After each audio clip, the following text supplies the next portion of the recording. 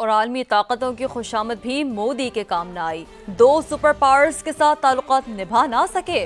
चीन के बाद अमेरिका ने भारत को औकात याद दिला दी।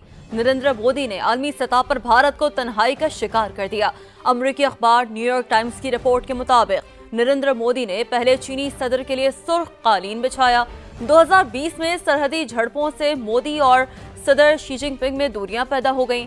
चीन की जानिब से मुंह की खाने के बाद मोदी ने अमेरिका का रुख किया। प्रोटोकॉल तोड़कर डोनाल्ड ट्रंप के सियासी जलसे में शिरकत की। मोदी की ट्रंप के साथ कुर्बत बढ़ाने की अय्यारी भी काम न आई।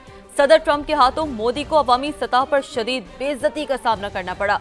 सदर ट्रंप ने भारतीय मईशत को मुर्दा करार दिया और 50% टैरिफ आयद किया। पाकिस्तान और भारत को बराबरी की बुनियाद पर डील करना शुरू किया। अखबार का कहना है कि इन इक़दामात ने आलमी सतह पर भारतीय असर और रसूख को महदूद कर दिया। मोदी अब एक बार फिर अमेरिका को छोड़कर चीन से पींगे बढ़ा रहे हैं।